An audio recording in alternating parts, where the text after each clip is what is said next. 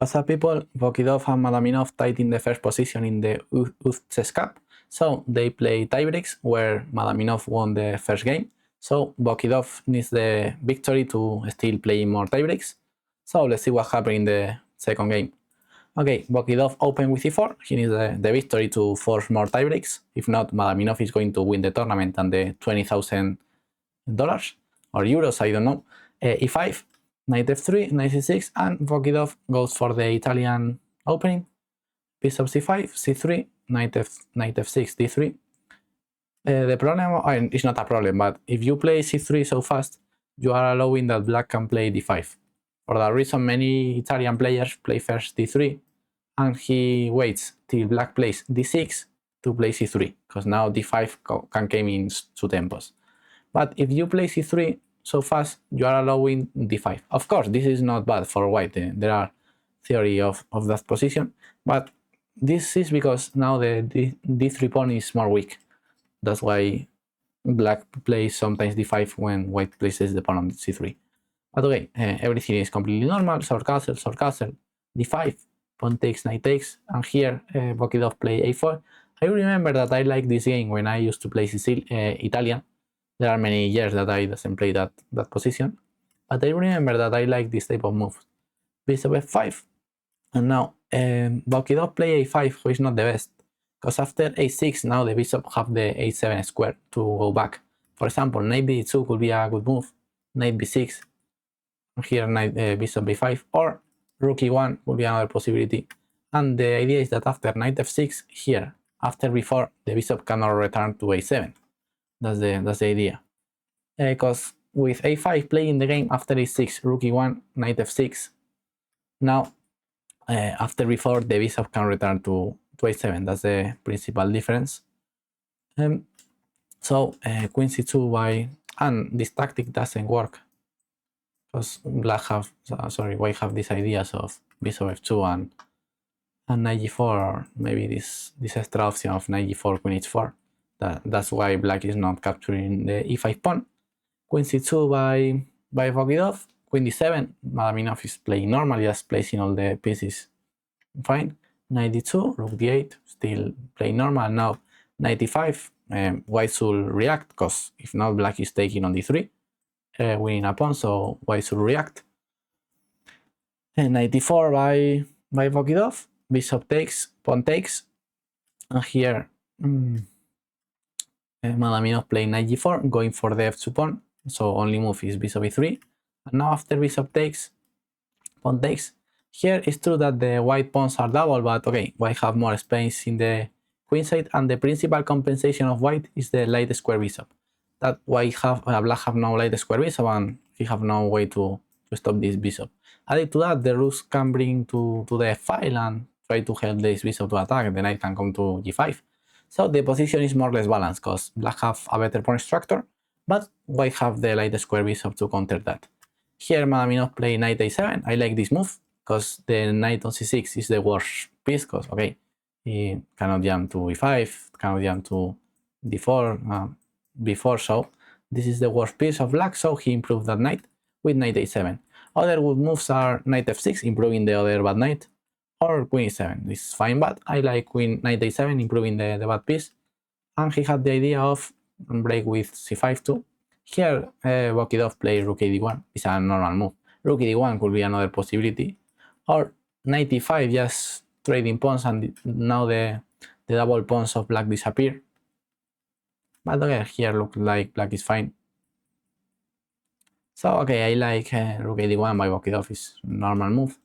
Queen e7. Until here, it's been a great game, 0-0, but a great game by both players without making any mistakes. But here, Vokidov doesn't understand the position, and he played knight d2. Okay, here we should try to understand what to do, because okay, black plan is going to be play c5 and try to attack these 2 pawns. For example, if you recapture here, now the queen is coming to c5, very, very good, so white cannot trade on c5, but after b takes, c takes b4, c takes, now these 2 pawns are going to be so weak after the knight comes to c6. So while the black plan is more or less clear, but what to do with white? I said that white's only advantage is the c4 bishop. So, and this bishop is active, so I can say, okay, we try to activate this bishop. But okay, we can try to activate this bishop, but without move the bishop. The bishop is perfectly placed on c4, attacking f7. So, what we should do? Bring more pieces to attack to f7. So, g4 here was a good move, trying to play g5 and try to open this file. So, g4 was the correct plan, for example, and the knight is great place on f6, so we should try to advance the kingside pawn and attack the black king. c5, g5 by white, knight d7 and rook d2. And we are going to attack the kingside using the c4 bishop. Now rook f2, rook f1 is coming. So finally we are using the advantage of have a bishop that our opponent haven't, which is very, very important. So knight d2, first mistake of the game by Bokidov, without understand the position, and Madaminov understand his plan, and he plays c5, great move, rook b1, defending b4, knight c6, attacking b4, queen b2, defending b4. Here, Madaminov made his maybe only positional mistake or inaccurate move of the game. g6 is not horrible, but I don't really like, because I said that white advantage is this bishop, and to activate this bishop, he should place his rooks into the f file. So it's a little bit strange to play g6, weakening the f6 knight.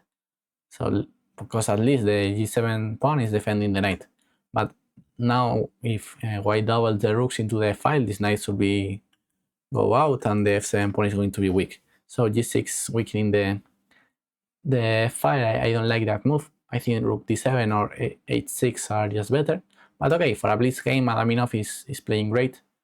And here, Bokidov start without understand the position. Here after g6, it's completely clear that to use the fact that we have a c4 bishop, we should play rook f1, doubling rooks into the file and activating the pieces. Instead of that, he doesn't activate the rook, and added to that, he closed the f1 square, and now I have all his pieces passive. So very, very strange move, bishop f1. Okay, he wants to land on c4 with the knight or something, but just great move by Madaminov, improving the king and improving the position. Rook d1, and now rook d7, great move. White cannot dispute the d file. White should place his rook into the file, who is the best file for the rooks. White cannot fight into the d file. It was a great move by Madaminov, doubling rooks, and now black is completely winning. b5, black have worse pawn structure, less active pieces, weak pawn on b4, weak pawn on e4. So the bishop now is passive on f1, and added to that he have the control of the d file. So black is completely winning.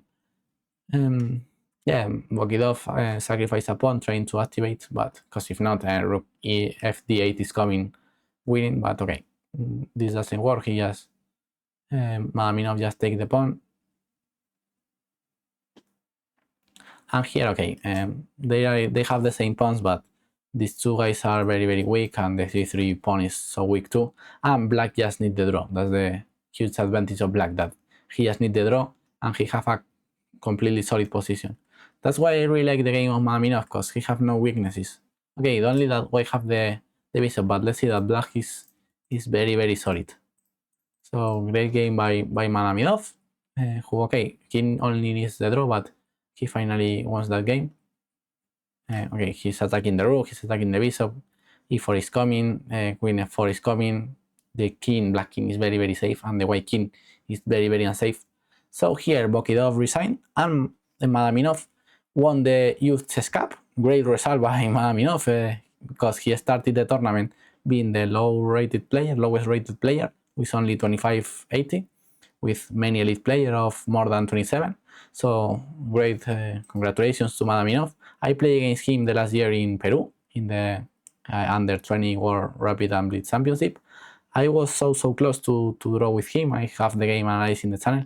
I just need one more move, but I missed the move in a rook game of rook and a pawn against rook and a pawn. I just need one more move, and I miss the move. I flagged, so. But okay, it was a good experience to play against him. He's a nice person. I talked with him a little bit, so happy for him, and let's see if he can still win tournament of this level. So this was the last game that I analyzed of the UzChess Cup. I analyzed like 15 more or less. I'm not sure, but I think that I analyzed 15. You have all the playlists in the channel, so check the games if you don't see. See you in the tournament. Bye bye.